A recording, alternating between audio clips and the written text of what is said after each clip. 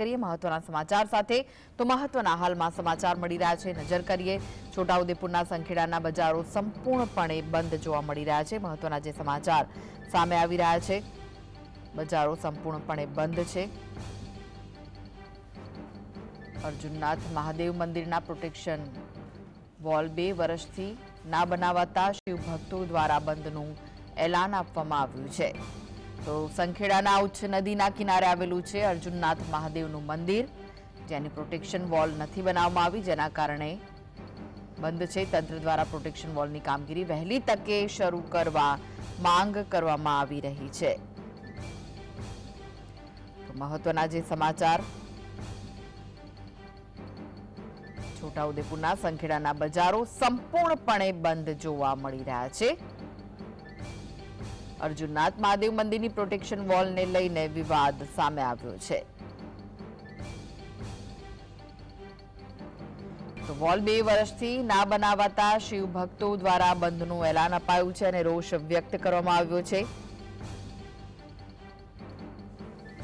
સંખેડાના ઉચ્ચ નદીના કિનારે આવેલું છે અર્જુનનાથ મહાદેવનું મંદિર, જેની વોલ બનાવવા માટે બંધ પાડવામાં આવ્યો છે. અનેક વખત રજૂઆત કરવા છતાં પણ આ વોલ નથી બનાવવામાં આવી. 2 વર્ષથી સતત કહેવામાં આવી રહ્યું છે, તેમ છતાં પણ વોલ ન બનાવવામાં આવતા બંધનું એલાન આપવામાં આવ્યું છે. જીએસટી ઉપર આપ એક્સક્લુઝિવ દ્રશ્યો જોઈ રહ્યા છો. બધી દુકાનો બંધ જોવા મળી રહી છે. ત્યારે લોકોએ પોતાનો વિરોધ દર્શાવ્યો છે.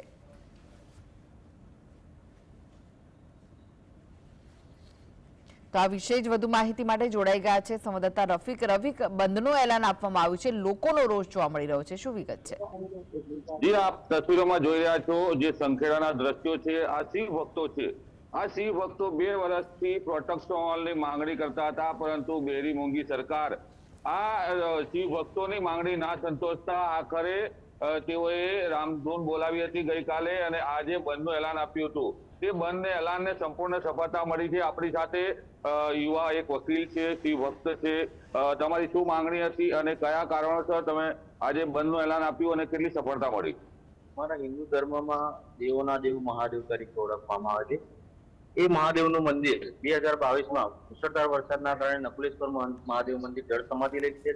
ત્યારબાદ હાલમાં જે આગળના ભાગે જે અર્જુનનાથ મહાદેવ મંદિર આવ્યું છે, એને પર પણ સંકટ આવી ગયેલું છે.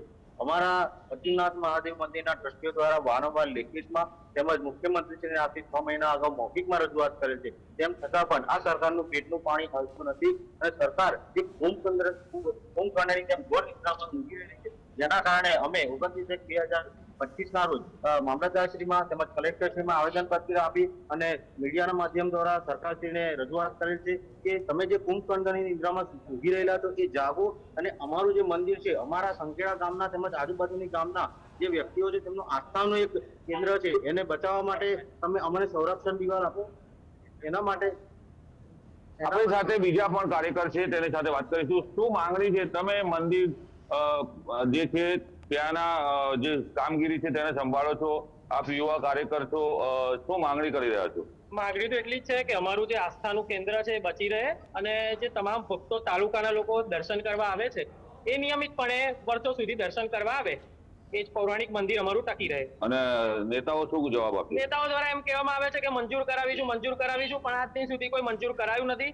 ભૂતપૂર્વ જે ધારાસભ્ય જોઈએ ધીરુભાઈ ભીલ હતા, કે વિરોધ પક્ષમાં હોવા છતાં પણ એમને 2.5 કરોડની ગ્રાન્ટ રણછોડરાયજીનું મંદિર ઇન્દ્રાલના જીર્ણોદ્ધાર માટે બચી રહે એ માટે એમને મંજૂર કરાવી હતી વિરોધ પક્ષમાં હોવા છતાં પણ દુઃખદ ઘટના એ છે કે ચાલુ ધારાસભ્ય છે, પાર્ટીના છે, એ જ પાર્ટીની સરકાર છે, પણ આજ દિન સુધી 1 રૂપિયાની ગ્રાન્ટ આ મંદિરને બચાવવા માટે 2.5 વર્ષ વીત્યા હોવા છતાં પણ ફાળવી શક્યા નથી. એમ વાતો કરે છે કે અમે પુલવાળા કાકા, પણ ક્યારે દિવાલવાળા કાકા બની અને દિવાલ આપી અને અર્જુનનાથ મંદિરને બચાવે તો એ ખરા કાકા કહેવાય. આપણી સાથે મંદિરના ટ્રસ્ટી પણ છે, તેઓ સાથે વાત કરીશું. તમે ક્યાં રજૂઆત કરી હતી અત્યાર સુધી અને આ જન આક્રોશ શાના માટે ફેલાયો? અમે અમારા સંખેડા ખાતે ઉચ્ચ નદી કિનારે અર્જુનનાથ મહાદેવ મંદિર, નકલેશ્વર મહાદેવ મંદિર આવેલા છે. 2.5-3 વર્ષ પહેલા નકલેશ્વર મહાદેવ પાણીમાં ધોવાણ થઈ ગયું છે અને અર્જુન મંદિર બી એકદમ નદીના કિનારે બેકલ્પ આવી ગયું છે. એ ગમે ત્યારે પડે એવું શક્ય છે. અમે સરકાર પાસે સંરક્ષણ દિવાળી માગણી કરી છે. આ અગાઉ પહેલા મેં 6 મહિના પહેલા સીએમ સાહેબને હોડી ખાતે રજૂઆત કરી અને આથી પહેલા અગાઉ અમે મામલતદાર સાહેબને અને કલેક્ટર સાહેબને આવેદનપત્ર આપેલા છે. અને ગઈકાલે અમે સિંધુ બોલાવીને આજે ગામ સંપૂર્ણ બંધ રાખેલ છે. ગામમાં પૂરેપૂરો સર્વે નાથી અમે સર્વે વેપારીઓને અમે પૂરી સહકાર મળે છે. અમે સર્વે કામ આભાર માનીએ છીએ. આપ તસવીરોમાં જોઈ રહ્યા છો જે સંખેડાના શિવ ભક્તો છે તેઓ બજારોમાં રોડ પર આવી ગયા છે. તેઓની માંગણી સરકાર સંતોષતી નથી અને તેઓએ ચીમકી પણ ઉચ્ચારી છે કે અમારી માંગણી નહીં સંતોષવામાં આવે તો આનાથી જલદ આંદોલન કરીશું. હાલ તો શિવ ભક્તોમાં આક્રોશ છે. સરકાર ભાજપની છે, જિલ્લા પંચાયત પ્રમુખ ભાજપના છે, ધારાસભ્ય ભાજપના છે, સાંસદ ભાજપના છે, પરંતુ એક અર્જુનનાથ મહાદેવ મંદિર જે ભગવાનના ધામને બચાવવા માટે પણ તેઓ પ્રયત્ન નથી કરતા.